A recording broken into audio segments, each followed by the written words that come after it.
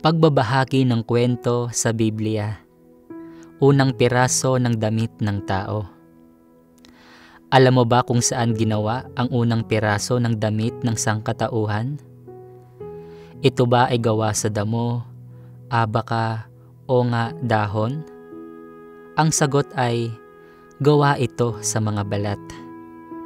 Sinasabi ng kasulatan, at iginawa ng Panginoong Diyos si Adam at ang kanyang asawa ng mga kasuotang balat at sila'y dinamitan. Genesis chapter 3 verse 21. Nilikha ng Diyos ang mundo at nilikha ang sangkatauhan. Nang maglaon, ang mga ninuno ng sangkatauhan, sina Adan at Eva, ay tinukso ng ahas at ipinagkanulo ang Diyos. At itinaboy sila palabas ng hardin ng Eden. Kaya, alam nyo ba ang layunin sa likod ng personal na paggawa ng Diyos ng mga damit na isusuot ni Adan at Eva? Tingnan natin ang isang sipi ng mga salita ng Diyos.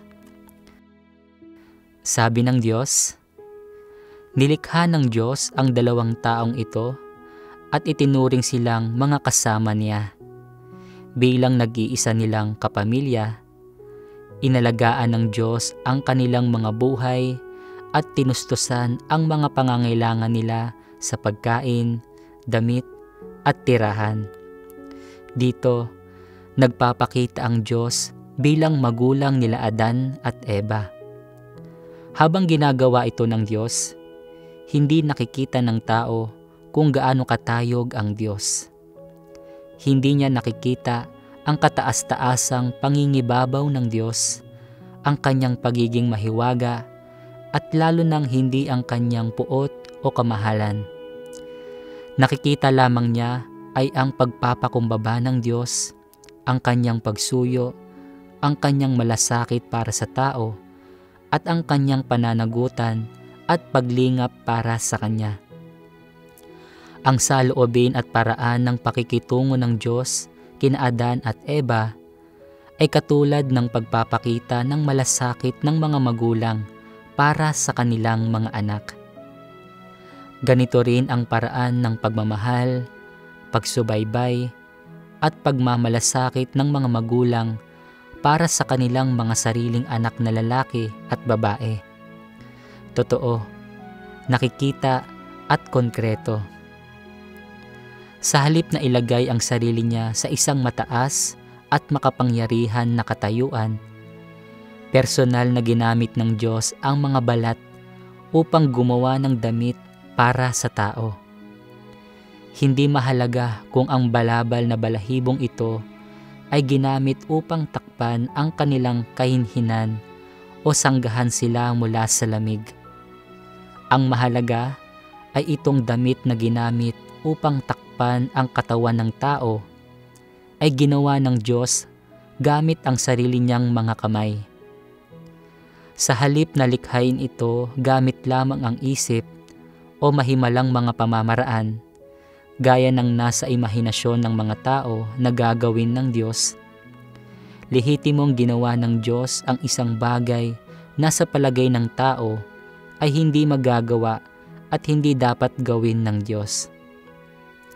Maaaring tila walang halaga ito. Marahil sa palagay ng ilan ay hindi nga dapat pang banggitin ito. Ngunit hinahayaan nito ang lahat ng sumusunod sa Diyos na dati ay puno ng malalabong kaisipan tungkol sa Kanya na magkaroon ng kabatiran sa Kanyang pagiging totoo at kaibig-ibig at upang makita ang Kanyang katapatan at kababaang loob.